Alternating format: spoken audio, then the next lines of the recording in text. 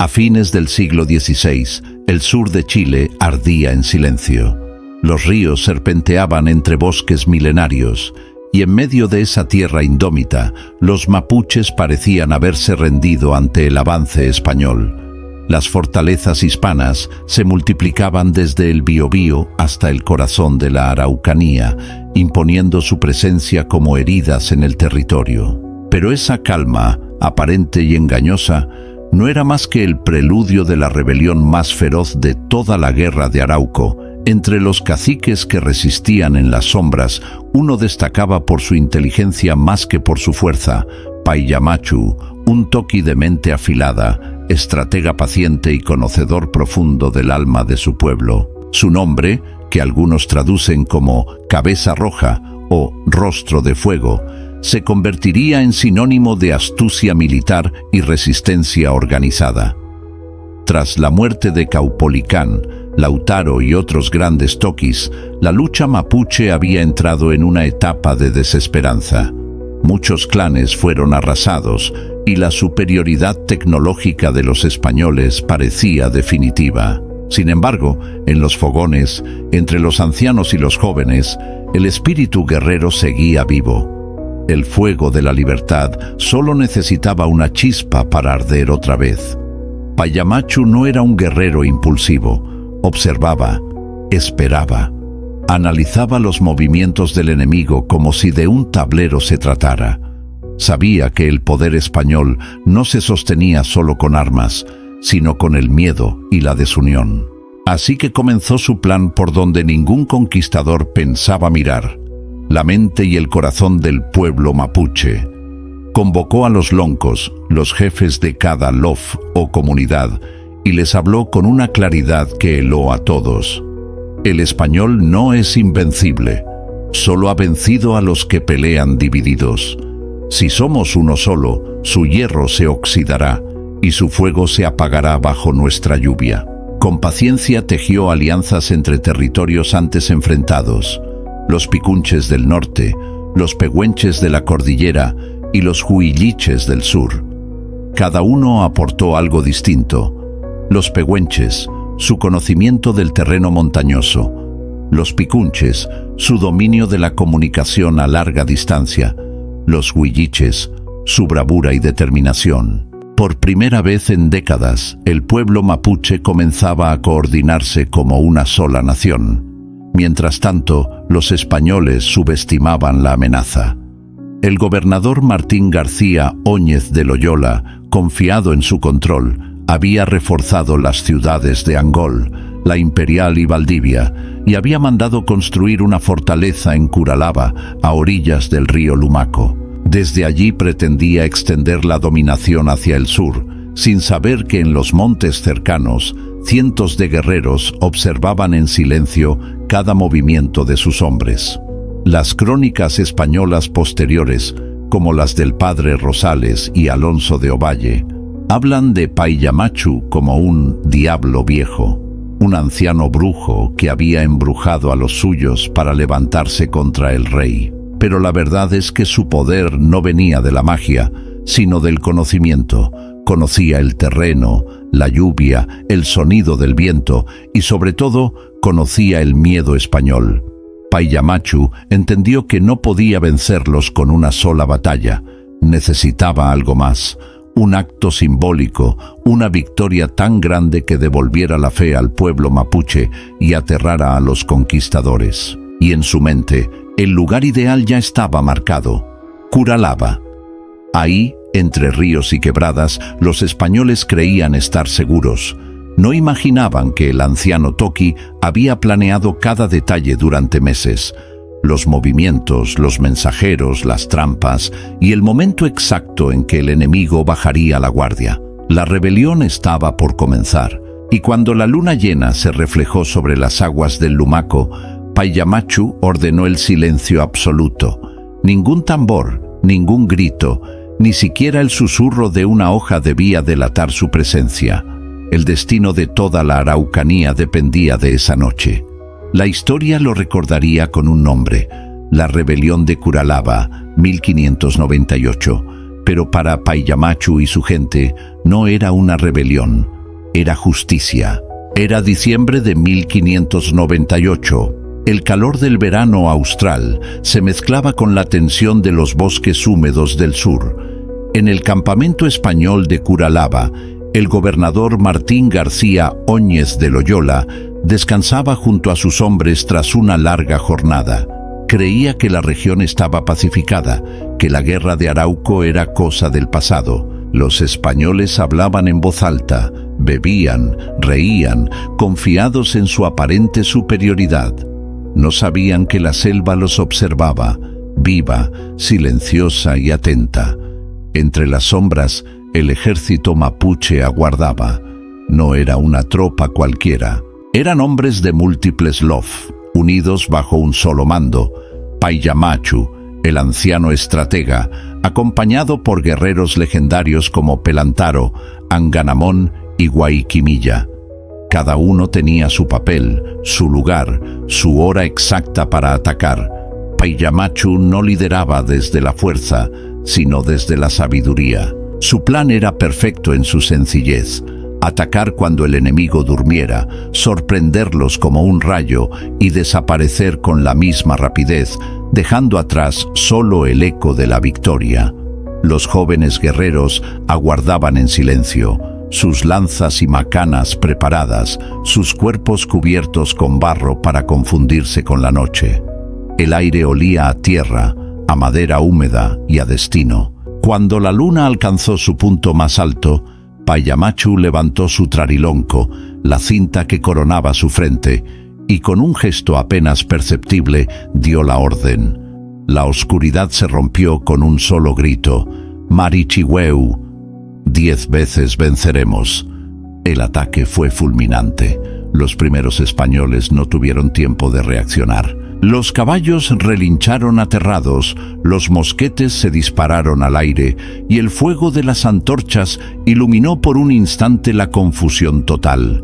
Las crónicas posteriores, escritas con horror por los sobrevivientes, describieron aquel momento como una pesadilla. El cielo mismo parecía arder y los indios surgían de la tierra como demonios. Pero no eran demonios, eran hombres defendiendo su tierra, su pueblo, su libertad. En cuestión de minutos, el campamento español fue reducido a ruinas. El gobernador Óñez de Loyola, herido, intentó resistir con su espada, pero fue abatido por un golpe certero. El líder de los conquistadores había caído, y con él el símbolo del dominio hispano en el sur. Los guerreros celebraron brevemente, pero Payamachu los contuvo. «No hemos terminado», dijo. «Esta no es la victoria, es el comienzo». Sabía que los españoles enviarían refuerzos, que la venganza sería brutal, pero también sabía que ahora el miedo había cambiado de bando. Por primera vez en décadas, los mapuches no huían, avanzaban. En las semanas siguientes, las noticias del desastre de Curalaba se esparcieron como fuego por los bosques y ríos. Desde el Biobío hasta el Toltén, las comunidades mapuches tomaron las armas. Se atacaron fuertes, se destruyeron ciudades coloniales como La Imperial, Osorno, Valdivia, Angol y Villarica. Una tras otra, las plazas hispanas del sur se derrumbaron y sus habitantes huyeron hacia el norte, buscando refugio tras las murallas de Concepción. Los españoles lo llamarían más tarde el desastre de Curalaba, un golpe que hundió su expansión en Chile por más de 200 años. Los mapuches, en cambio, lo recordarían como el renacer del Gualmapu. Payamachu, con la calma de un sabio, dirigió la ofensiva sin jamás dejarse ver demasiado. Su inteligencia militar sorprendía incluso a sus aliados.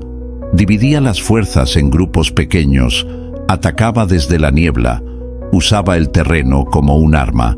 Los españoles, acostumbrados a combatir en campo abierto, no sabían cómo luchar en los bosques infinitos del sur. Durante todo ese tiempo, el viejo Toqui no buscó gloria ni venganza personal. Buscaba equilibrio. Sabía que no podía expulsar del todo a los invasores, pero sí podía enseñarles algo, que el pueblo mapuche jamás sería conquistado. La rebelión no solo fue militar, sino también espiritual. Los machi, los nguillatún, los cultrunes resonaban noche y día. Se creía que los antiguos espíritus, los pillanes, caminaban junto a los guerreros, protegiéndolos. Esa unión entre el mundo terrenal y el espiritual dio a la resistencia una fuerza imposible de entender para los europeos. La guerra de Arauco, que los conquistadores creían terminada, renacía más viva que nunca. Y al frente, en el centro de la tormenta, estaba Payamachu, el anciano que había esperado toda su vida por ese momento, el estratega que había convertido la paciencia en su arma más mortal. Tras la victoria en Curalaba, el sur de Chile ardía. Las noticias viajaban más rápido que los ejércitos. Los españoles habían sido derrotados, su gobernador muerto, y los pueblos mapuches se levantaban como un solo cuerpo. Pero mientras muchos celebraban la victoria inmediata, Payamachu comprendía que el verdadero desafío apenas comenzaba. El anciano Toki sabía que una batalla ganada no era una guerra ganada. Los españoles regresarían con más hombres, más armas y sed de venganza. Por eso, su mente se concentró en un plan mucho más ambicioso. No solo resistir, sino liberar completamente el territorio al sur del Biobío. A diferencia de otros líderes de guerra, Payamachu no era un guerrero joven ni un héroe impulsivo. Era un estratega de la vieja escuela, paciente, calculador, con una visión casi profética del conflicto.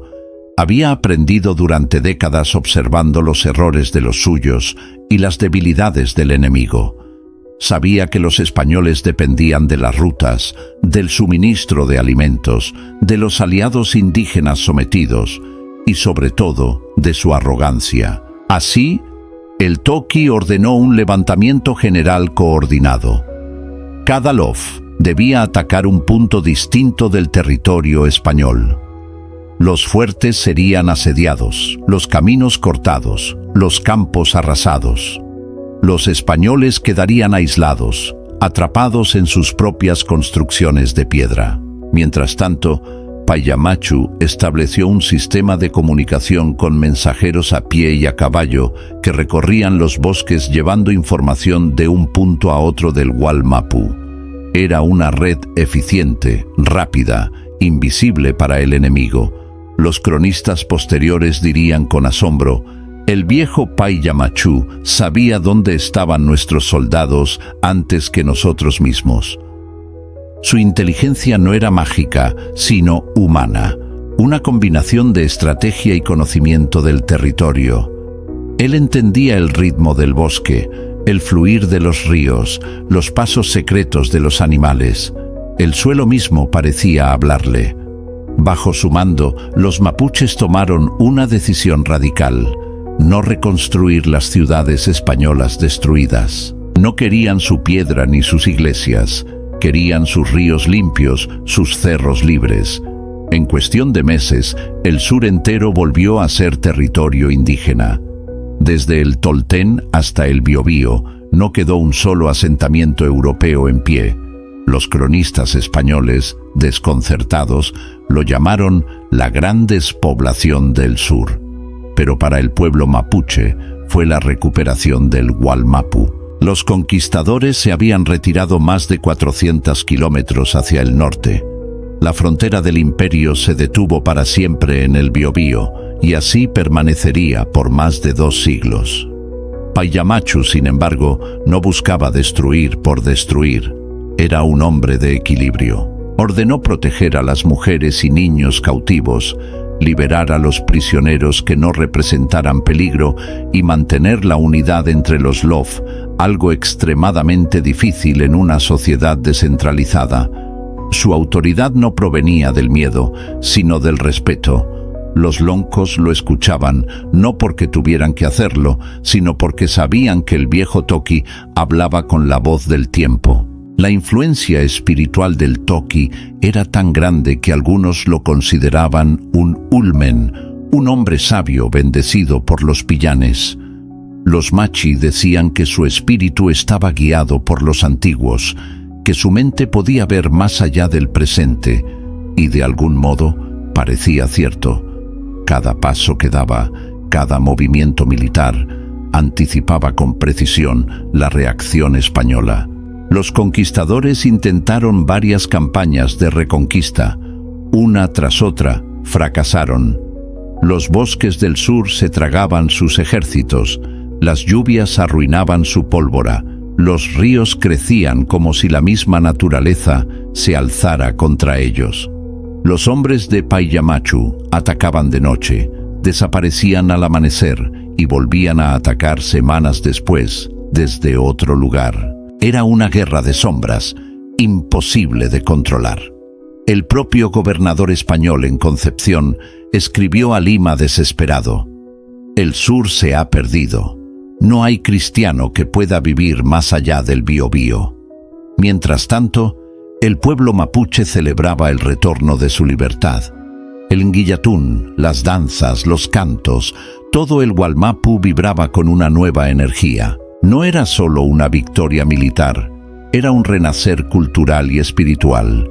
Durante años, los mapuches vivieron sin invasores, sin encomiendas, sin cadenas. Por primera vez desde la llegada de Valdivia, el territorio respiraba. Payamachu gobernó durante ese periodo con sabiduría. Su figura, aunque poco mencionada en los libros oficiales, fue crucial. Sin él, la rebelión de Curalaba habría sido solo una batalla más. Con él, se convirtió en una revolución que cambió el curso de la historia chilena. En los últimos años de su vida, el viejo Toki comenzó a retirarse de la guerra activa.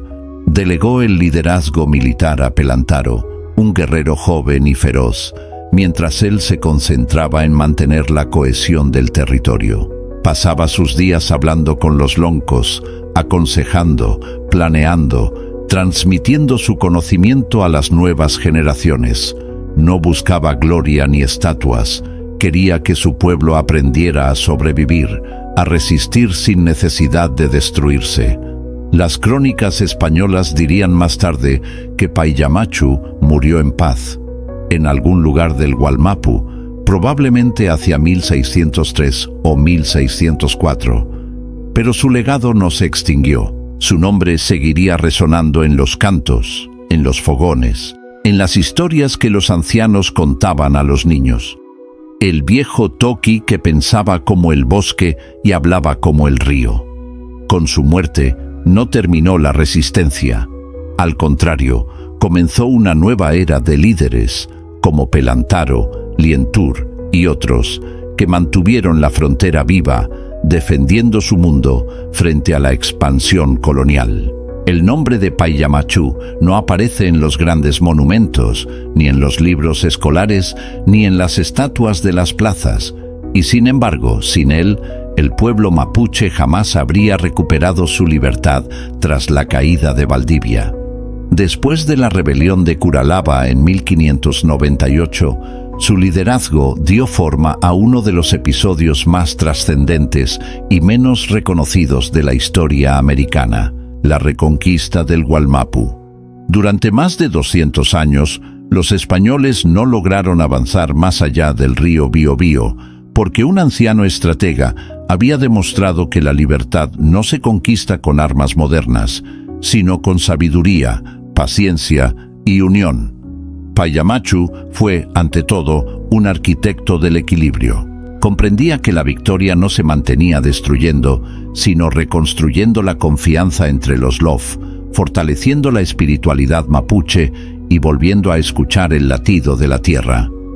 El suyo no fue un liderazgo de gritos ni castigos. Era la voz del consejo, la mente fría que pensaba 3 movimientos por delante de su enemigo. Cada decisión tenía un propósito más allá del combate: preservar el alma del pueblo. Cuando murió, hacia comienzos del siglo XVII, no hubo campanas ni cronistas que escribieran sobre su funeral. Pero en el bosque, los Machi dicen que el viento sopló distinto, que los pájaros callaron por un instante y que el río Biobío, testigo de su resistencia, bajó lento aquel día. Era como si la tierra misma lo despidiera. Los españoles, incapaces de reconstruir sus ciudades en el sur, terminaron aceptando una frontera.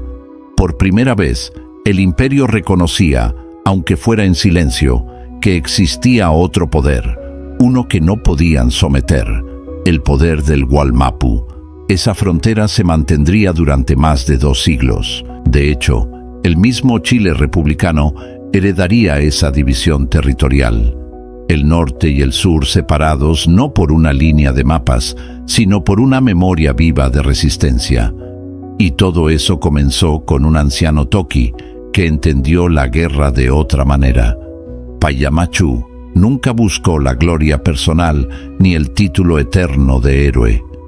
Su ambición era más profunda, que su pueblo sobreviviera. Sabía que la fuerza del mapuche no estaba solo en la lanza, sino en la raíz, en la comunidad, en el lenguaje que nombra el mundo con respeto. Hoy, siglos después, su nombre resuena como un eco olvidado que vuelve a despertar. En cada palín, en cada canto, en cada bandera que ondea en el viento, hay algo del espíritu de Payamachu, el anciano que hizo temblar a un imperio sin levantar su voz, el estratega que convirtió el bosque en su ejército y la tierra en su aliada. Su legado no se mide en victorias militares, sino en la permanencia del pueblo mapuche, que aún existe, habla su lengua y sigue defendiendo su territorio. Y eso, más que cualquier conquista, es la verdadera victoria. Cierre narrativo. Mientras los españoles escribían su historia de conquista, Payamachu escribía la suya en silencio, con fuego, tierra y tiempo. Su nombre quedó escondido entre las hojas, esperando ser contado. Y hoy, siglos después, su espíritu sigue vivo en cada lucha por la identidad, por la tierra, por la dignidad, porque los imperios pasan, pero los pueblos que recuerdan nunca mueren.